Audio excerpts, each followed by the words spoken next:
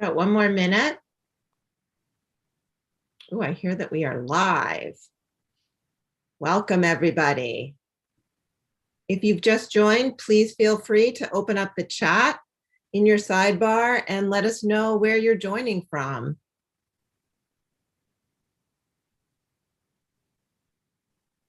I'm going to wait till my clock says 1:03 and we will get started.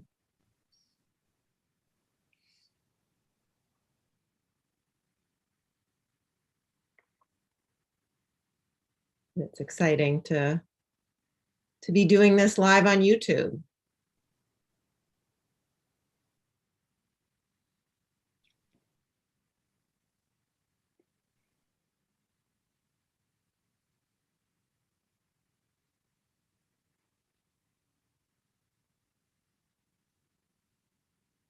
For me on the East Coast, I actually have a bit of spring weather here. Oh, I see someone calling in from Denmark, North Dakota. I imagine they haven't started spring over there.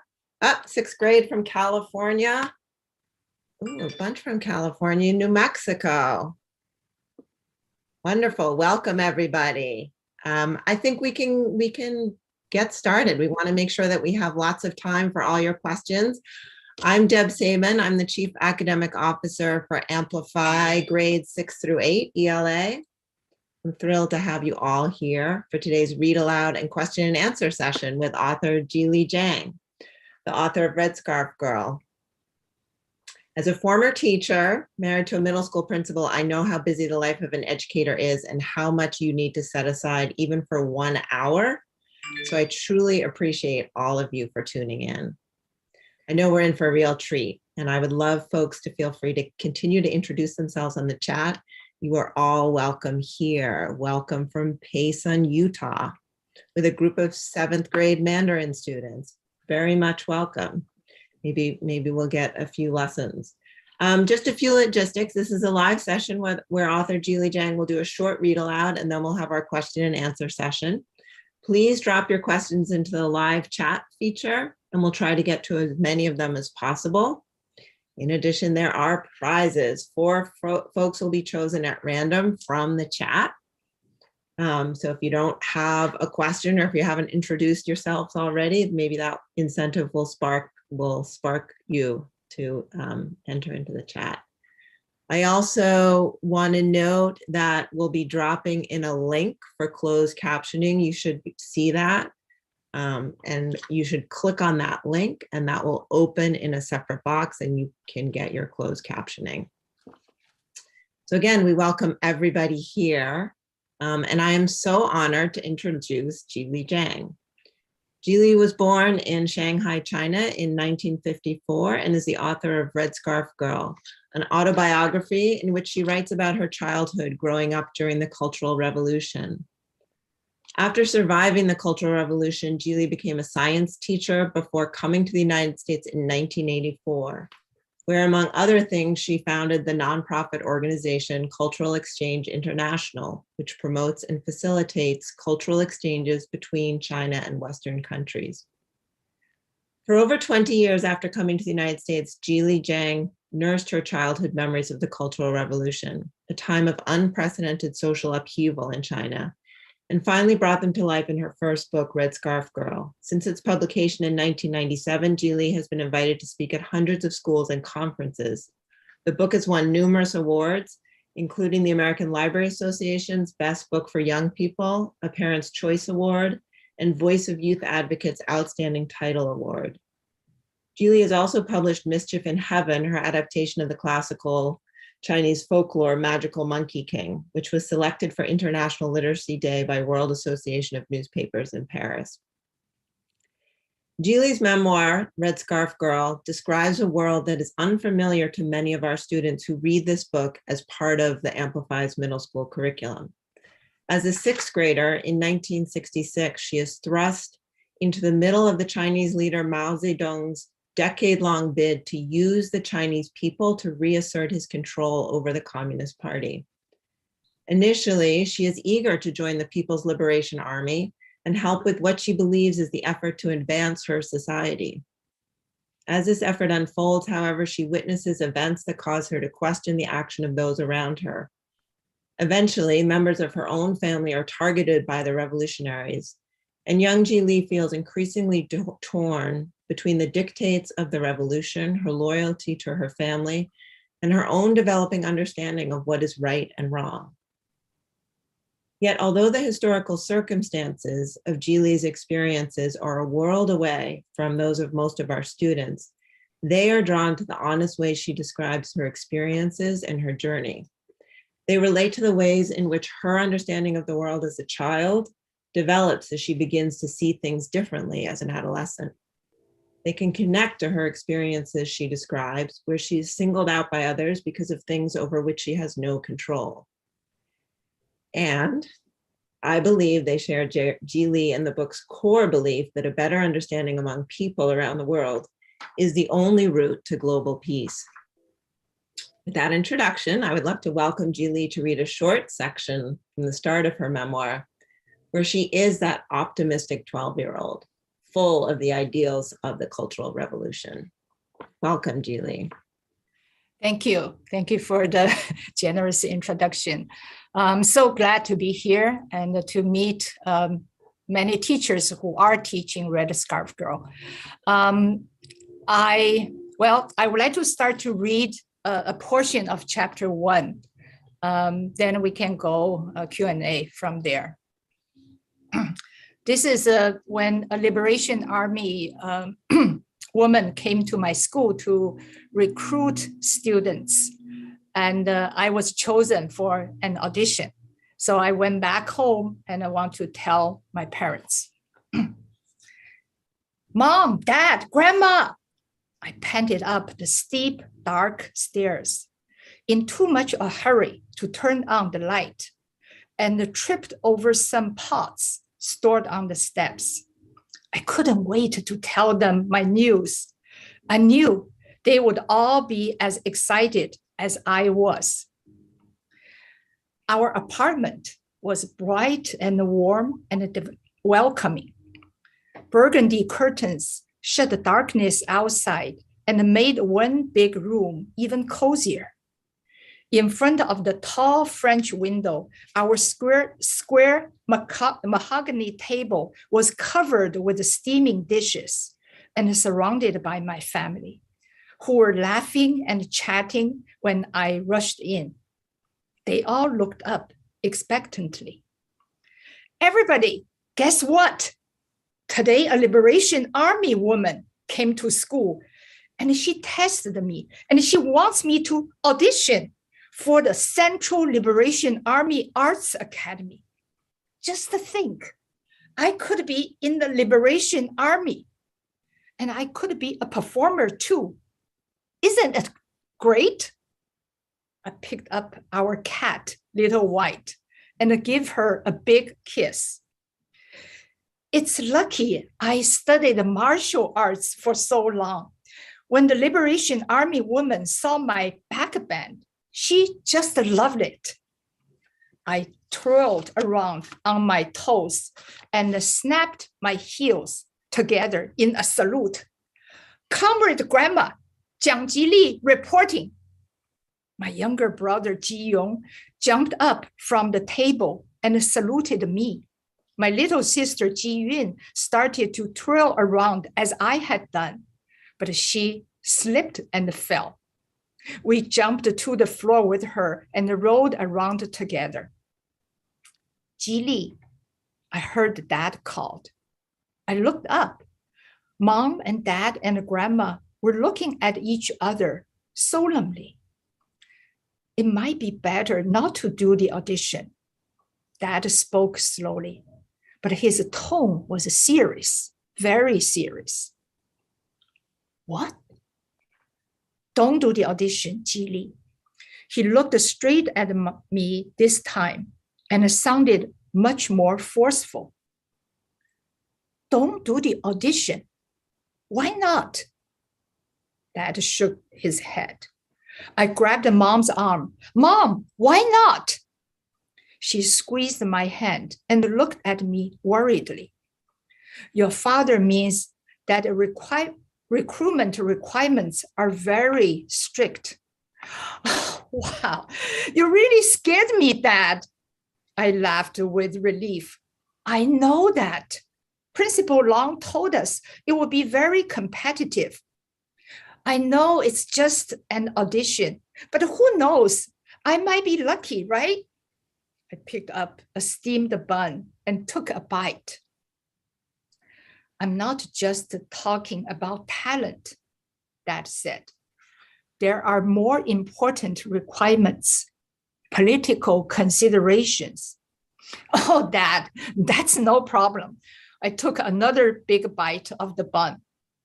I was an outstanding student, an excellent young pioneer, and even the 大队长, the student chairman of the whole school.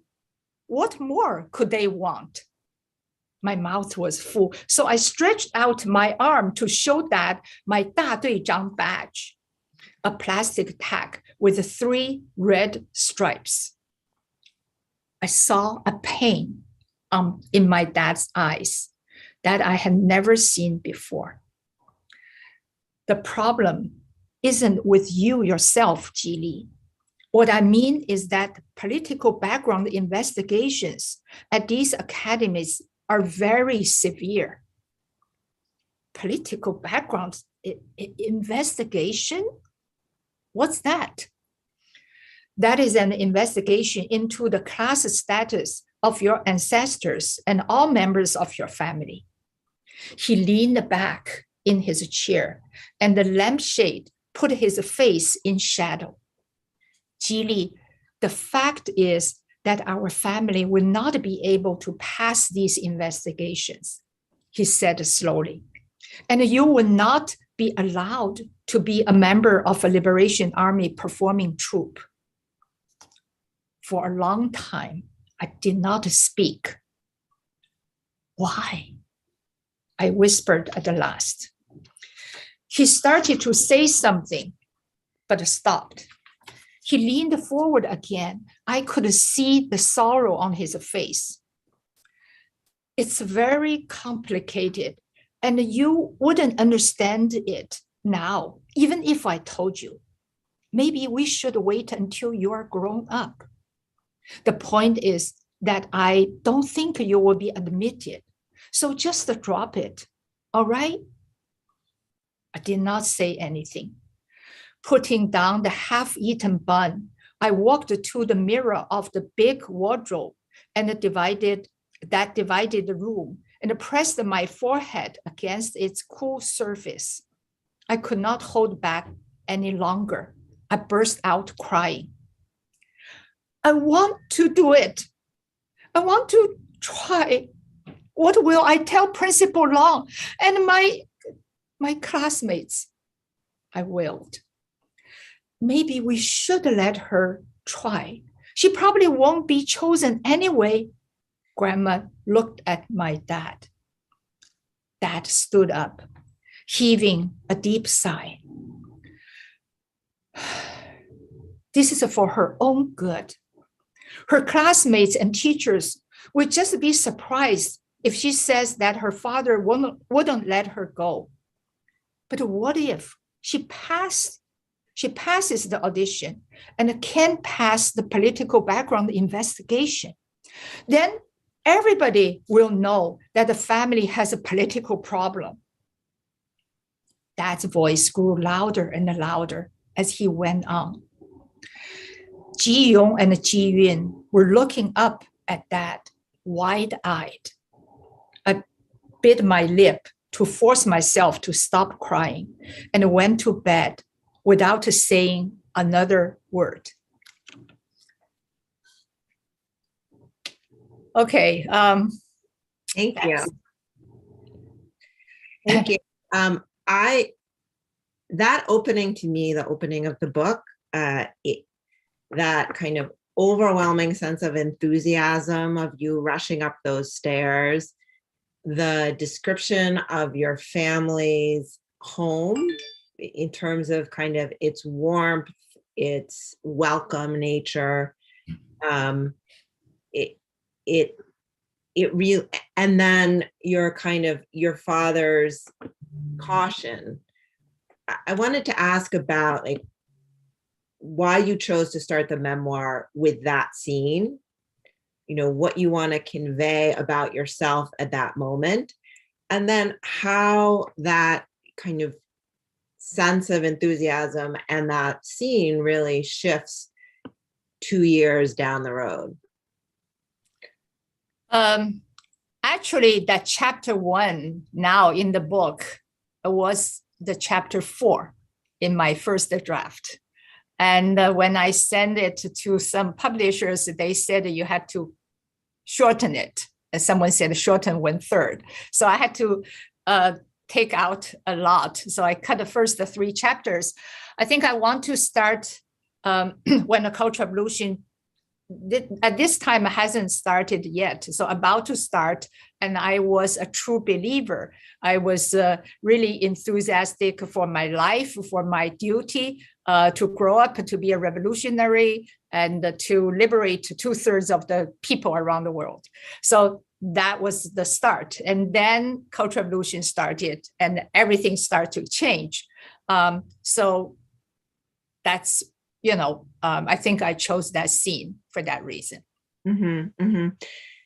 What made you what was the impetus even before that to think about turning your experiences into a book, and particularly turning your experiences into a book for young people as opposed to a book for adults? Yeah, I think, through the years, a lot of people ask me, did you plan to be a writer? Honestly speaking, I never planned to be a writer. I wanted to be an actress, as you can hear from this chapter. But during the Cultural Revolution, I was turned down again and again because my political background. I wanted to be a professional actress, so I was not allowed.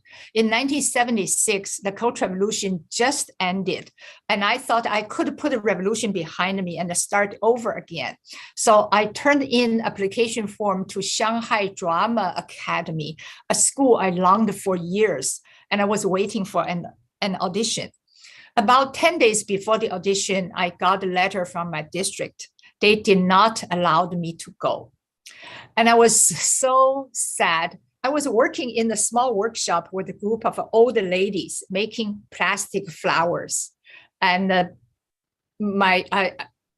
was earning 25 cents US dollar per day. And on the top of that, back then the universities had age limitation. If you were above this age, you were not allowed. So the following year, I would not be able to do it again.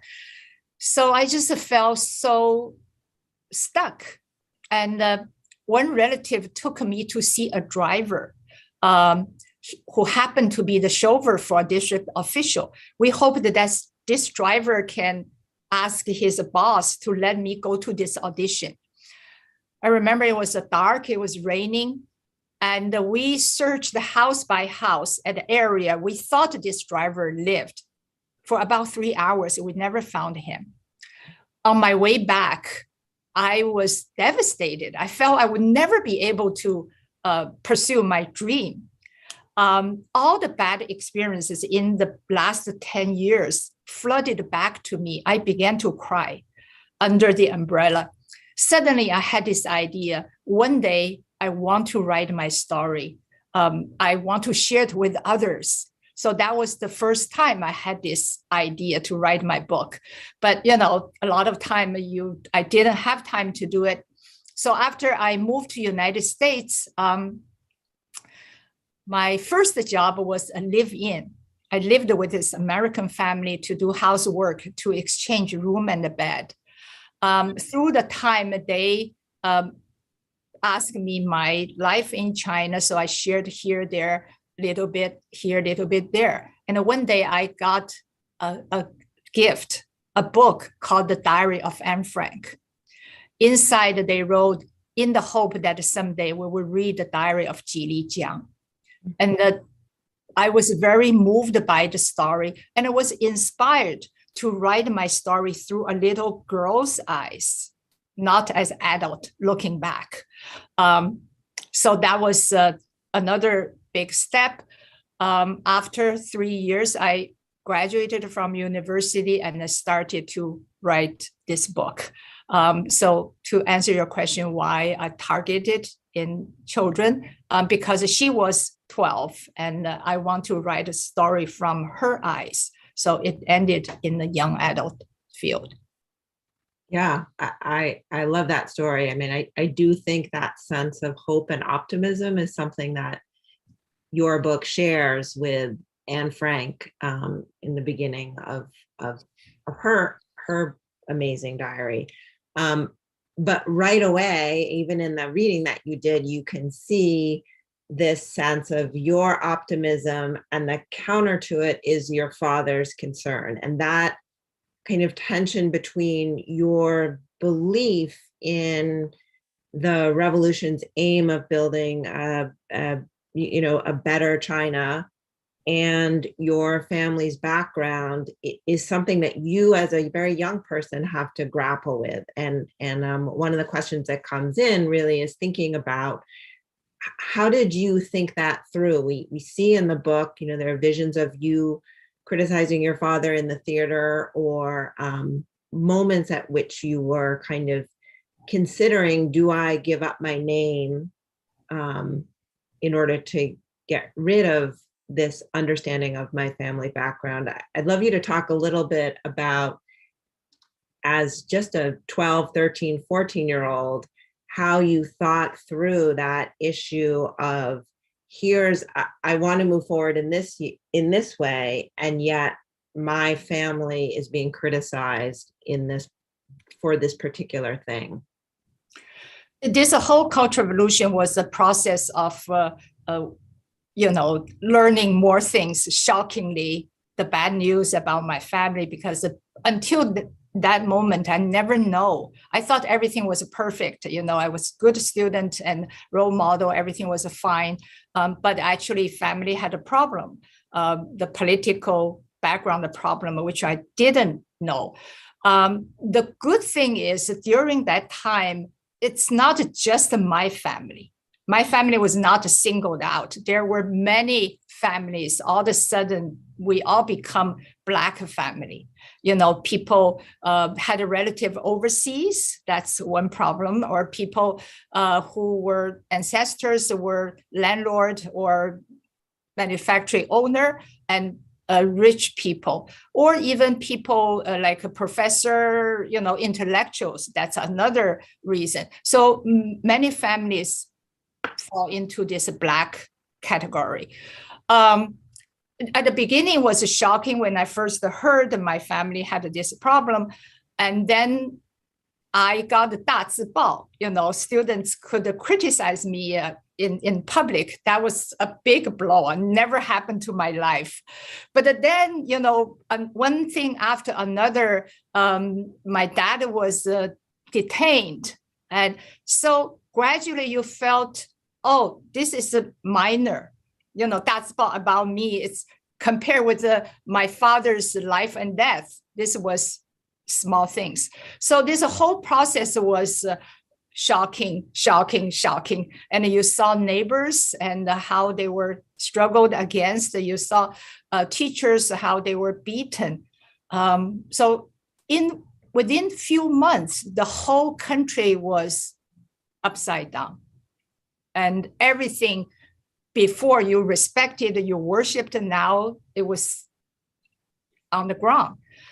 Religion, temple, everything. So that was the whole turmoil happened very quickly. And the scale was so big, it reached everywhere of China.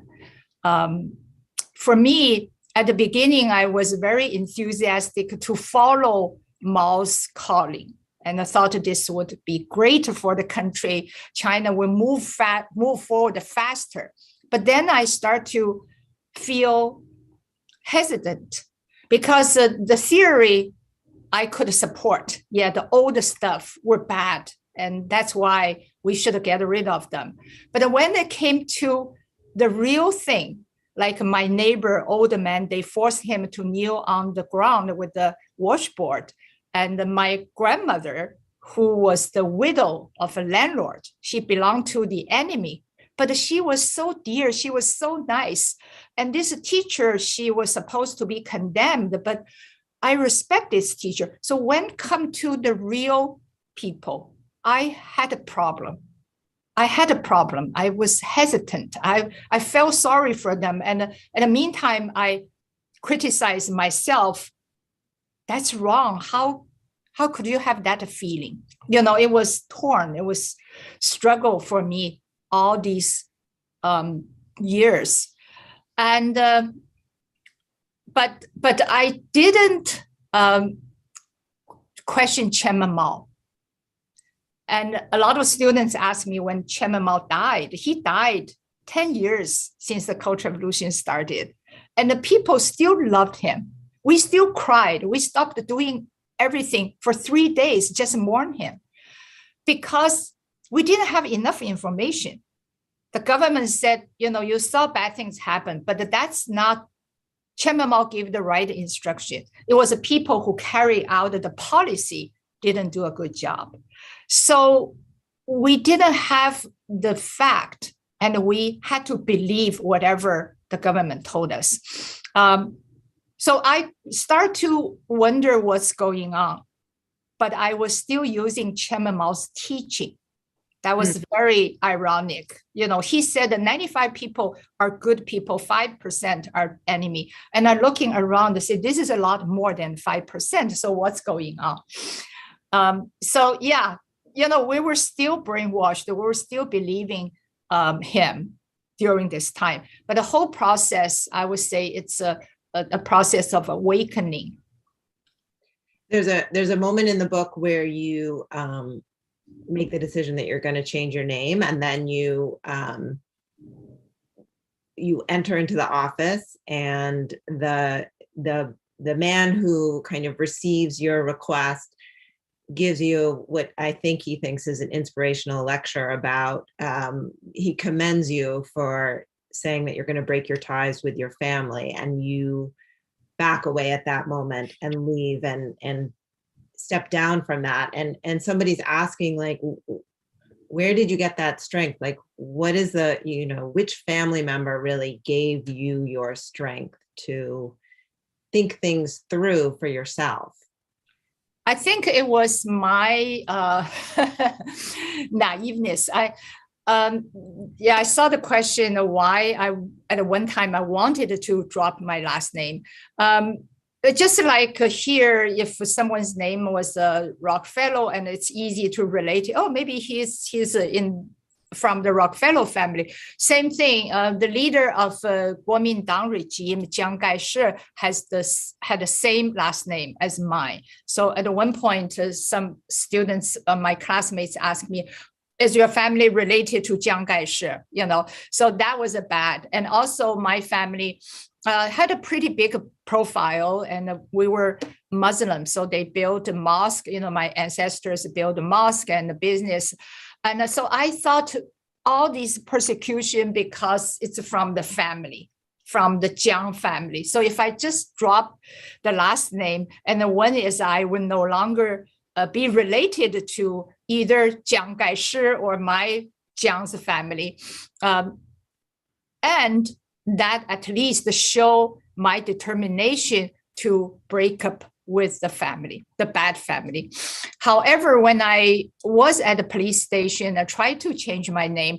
And when that policeman talked to me, and I realized it's not just to drop my name. I had to really denounce my parents and really break up with them, which I didn't plan to do. I didn't want to do. And my family was very close, and I, felt dearly to them, and I would never want to break their hearts. So at that moment, I just step back. I am curious about how you think now those experiences shaped the way you look back on your childhood, but also kind of think about events today. You mean the current political situation?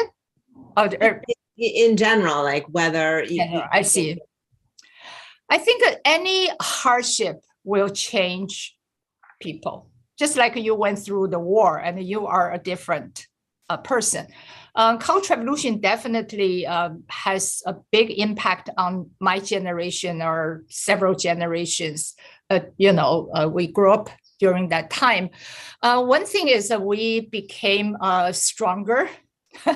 That's inevitable after go through such a difficult time, and you had to, in order to survive. We could take on a lot.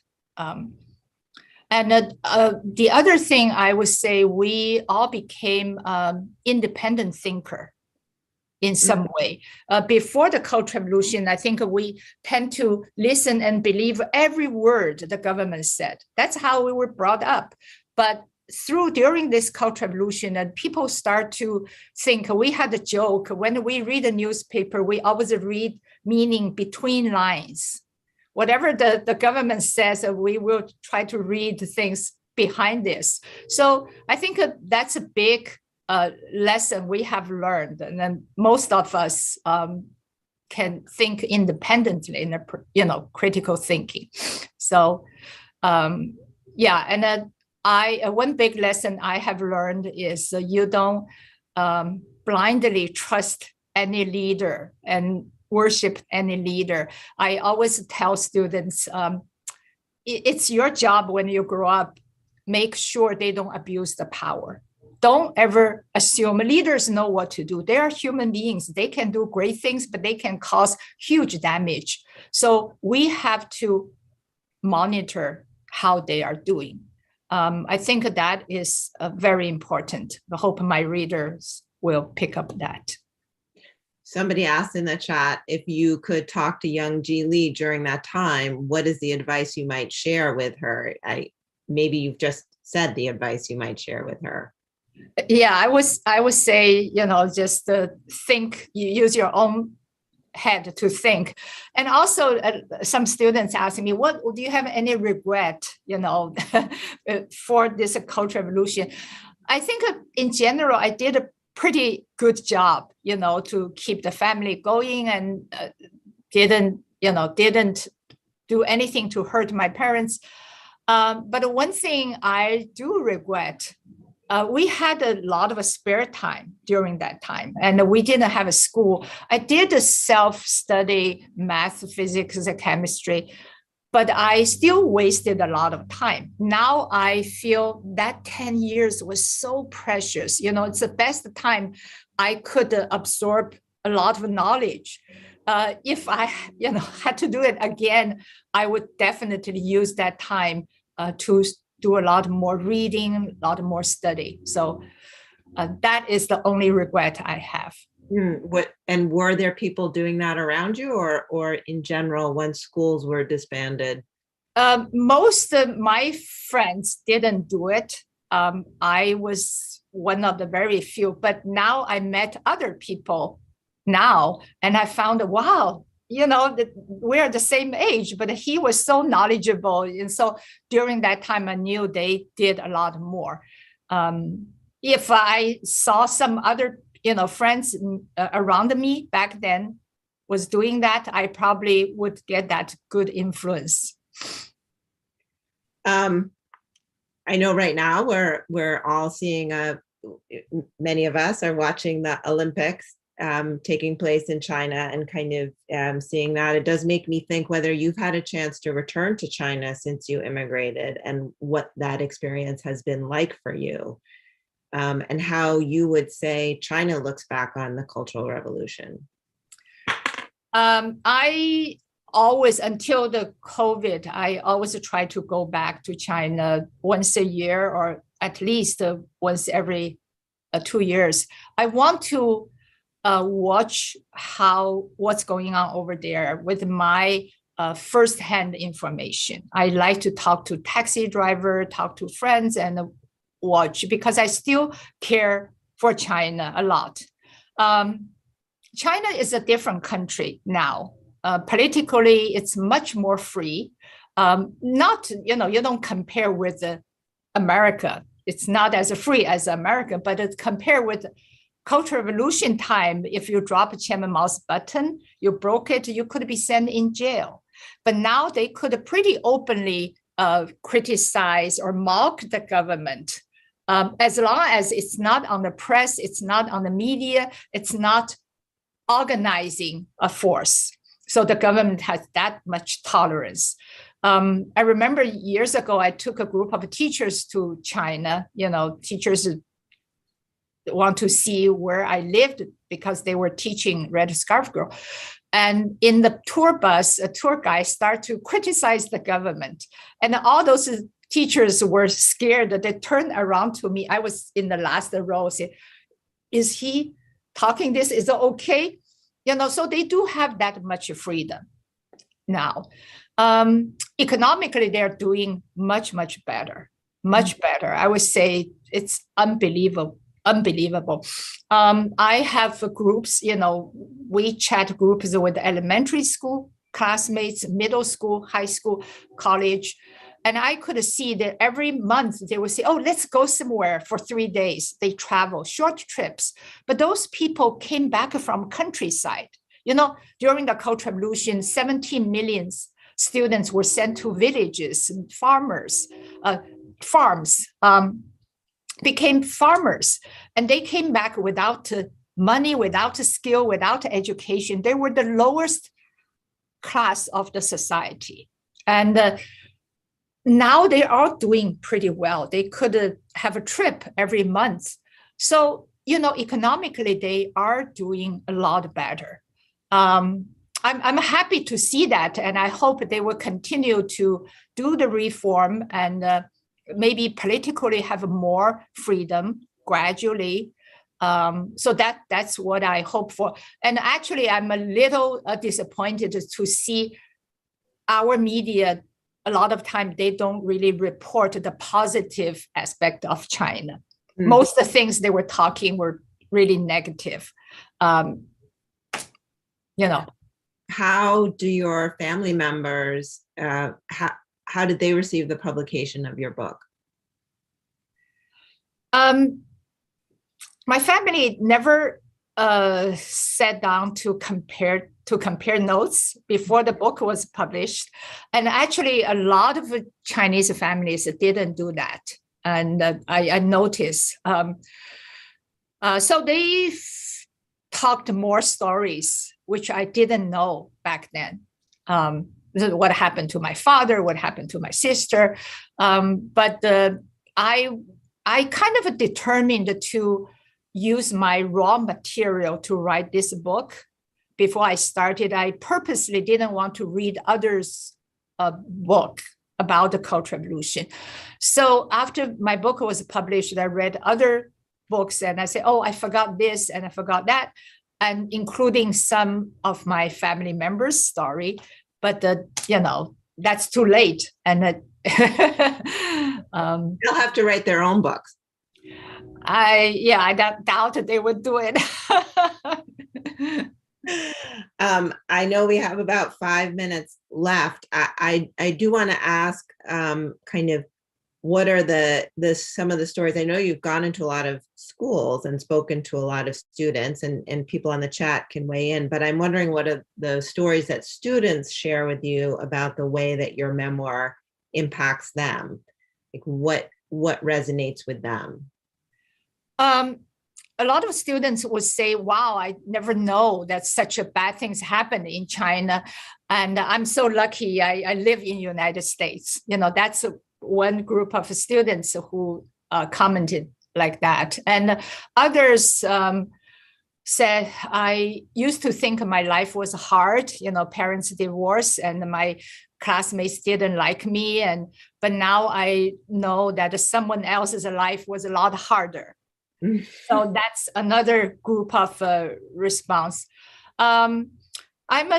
Feel very rewarding and very lucky to, talk to probably went to 1,000 schools. And a student who heard my presentation 20 years ago contacted me recently. He said, ever since I heard your talk and I got interested in Chinese history and also several other countries' history. So now I'm in this, international affairs field.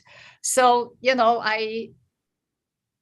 I read their letter. Some say you really made impact on me. And yesterday when I pull out the folder, and one student said, you left a permanent glow on my face. Actually, the nurse said that day, the day I went to school, had the lowest number in her sick room.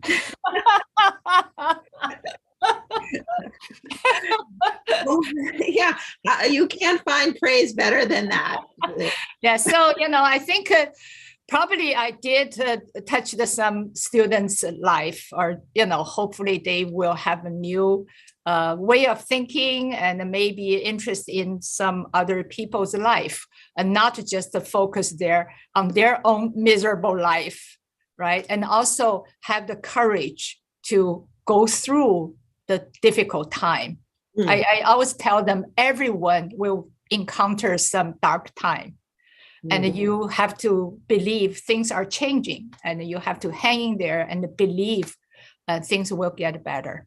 So, yeah, that's great. I want to just make sure I get to a few more of these questions on the chat before we wrap up. I do know that your book is people find inspiration. Many students and adults reading your book, and I wonder. Somebody asked, who's been inspirational in your life, or what are the books that you really have drawn from? Most of the books we read when I was young, there were a lot of revolutionaries book. So the heroes, how they sacrificed their life for the Chinese Revolution, and also in like the Soviet Union. Back then we were in the Socialist Brotherhood. So those were the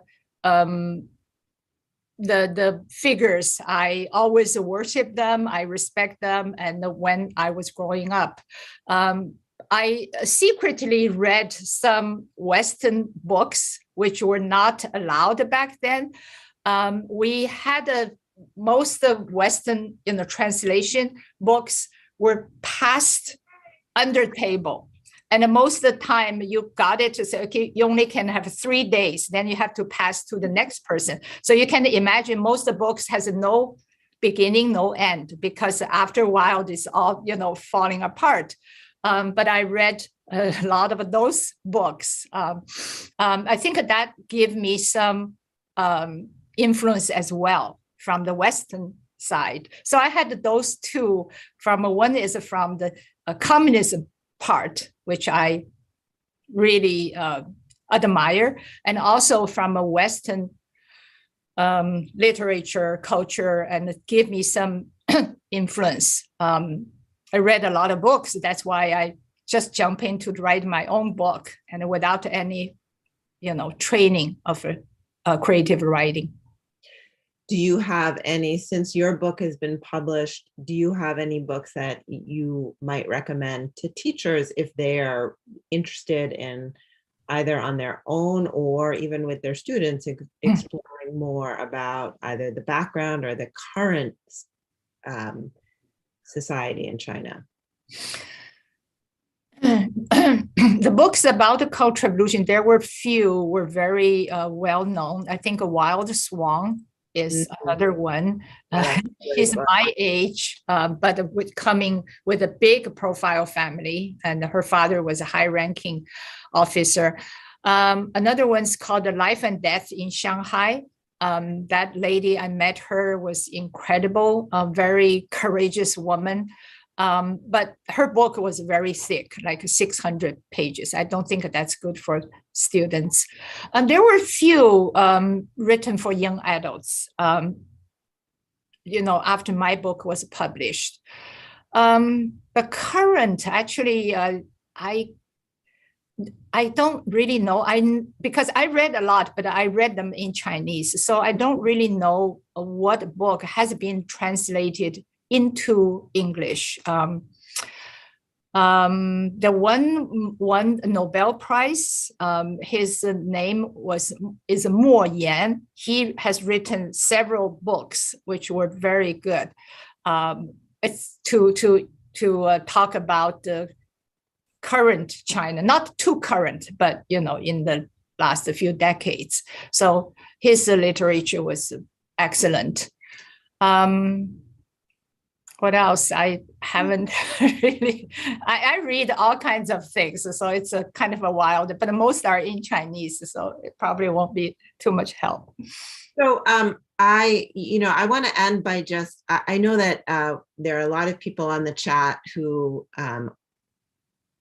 may have just taught your book for the first time, or maybe considering teaching your book. And I'm wondering if there is a kind of word of advice that you would give to them as they are embarking kind of on the teaching journey with a 12-year-olds about to jump into Red Scarf Girl. Before the book was published, actually, I was very worried. Just like you said, I thought this book was very foreign. Not only the concept, what your father was, and so your father was hero and you are hero. This kind of a concept was very foreign to American kids, but also the setting was very foreign. Just one room and your kitchen's on your landing. In the stairs, a lot of details like that. But I was very surprised. The book was received very well. I think one thing, because this 12-year-old girl, she is going through some difficulties, and what will she do, and what did she did, and how she did, and that could relate to any 12 years old or 11 years old. I'm sure every kid is facing some challenge, so they can relate to her misery, to her experiences, to her courage, maybe. So that is the point. You can really, touch kids. So if a teacher, any teacher, keep that in mind and just tell a story from a 12-year-old girl, and then they might want to listen. Yeah. I mean, and even, you went through Dazai Bao, and we think sometimes of some incidents that happen on social media as the kind of the modern equivalent of Dazai Bao in terms of student experience. Ji-li Jiang, thank you so much. I really, really enjoyed your conversation. Thank you. I want to take the time to thank everybody else who joined. Make sure people know that this YouTube will be out there, and people can watch it later. And it's been just a pleasure. And